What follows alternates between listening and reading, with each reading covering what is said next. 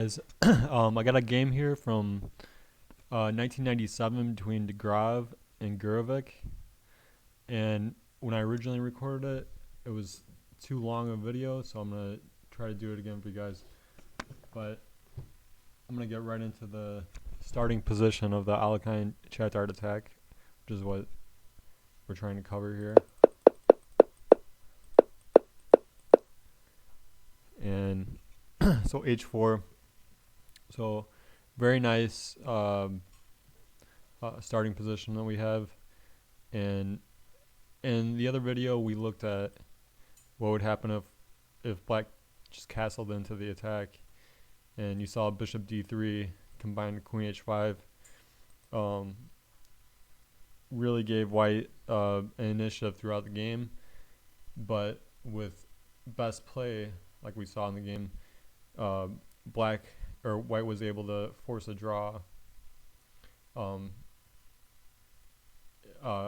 only on his terms, but could have played on with rook h3. So in this game, we're going to look at a move that's not as good as castling, which is a6. And out of the four moves that we're going to be looking at in the series, this is definitely the weakest of the four.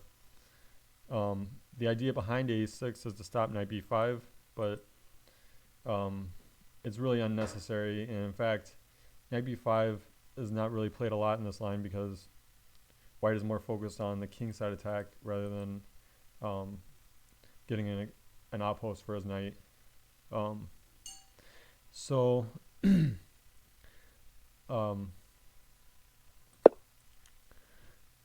the game here, queen g4 is a good move because it lines up against this, and if black ever castles, then that's generally where you want your queen in these lines, and not just in this line, but also in a lot of different lines, like in the Winter War, we see the queen go to g4. Queen g4 is a very thematic move against the French in general, I would say. And black takes on g5. Now, there's some other options here. If h5 was played, the queen generally goes back to g3. For example, bishop takes g5, take with the h pawn, open the h file. And g6, let's say, you just castle on the king side. So, white's fine here. Instead of h5 here, let's look at f5. f5 is definitely something we should consider. Queen h5 is what you should play, and after g6, queen h6.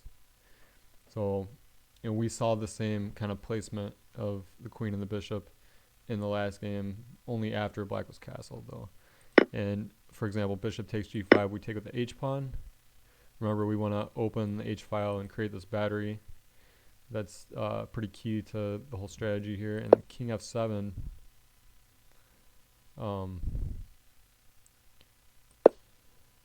Knight ge2, for example, knight f8, castle queen side, rook g8 here, g4, key move, and white is definitely in the driver's seat here.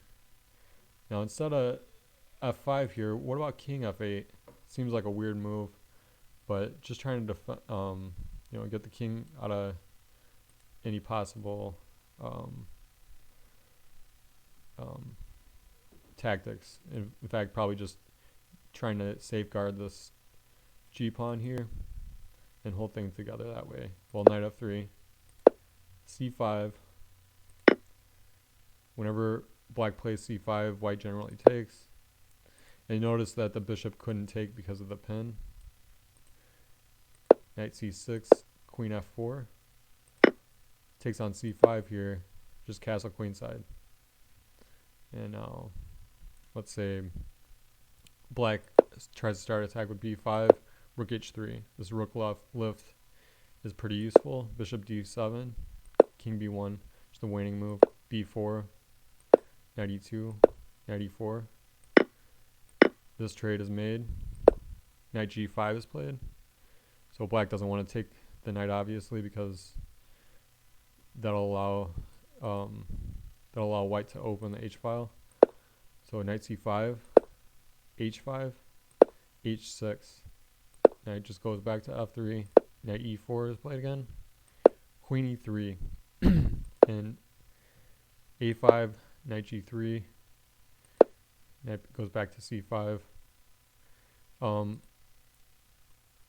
Black didn't want to allow this knight to take, and now this file is open for white's rook.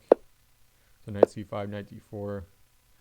It's a good square for the knight. White is slightly better in these lines, but it's nothing special.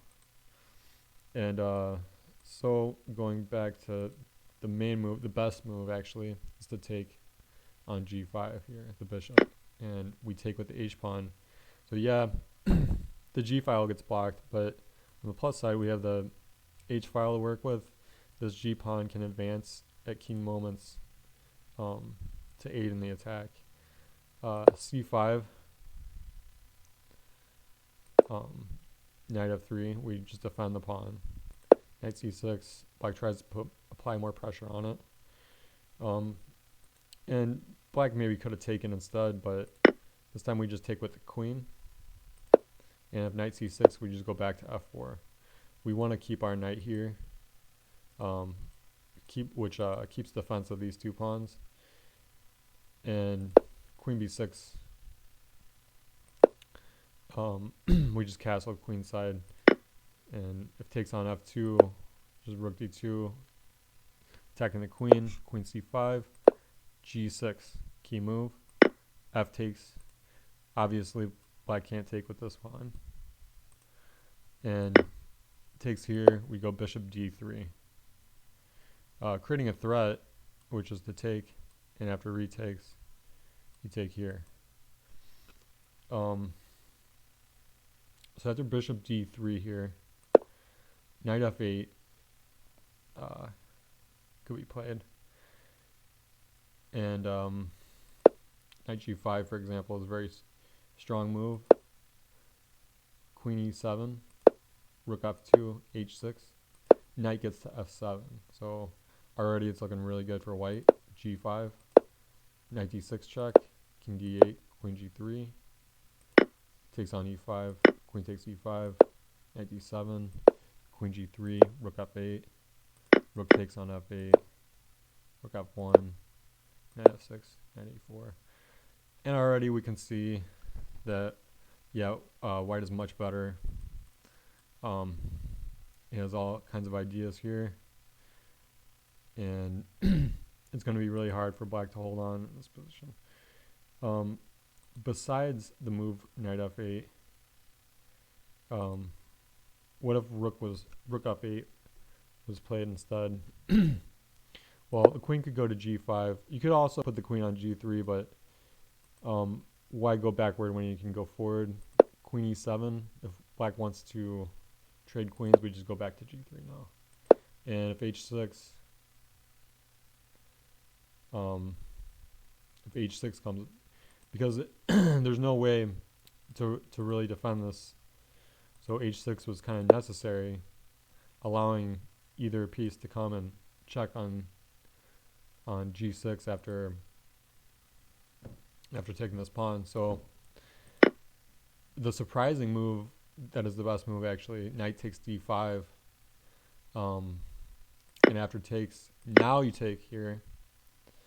So after king d8 here, we take with the rook, and we have some things going on. And this move is always met by either bishop here, or even you could double if you wanted to, and you should have no problems there. So knight f8 is nothing really to worry about in that line. So so we looked at, now we went through some sidelines. We're going to go back to the main game, knight c6. And now we take on c5 here.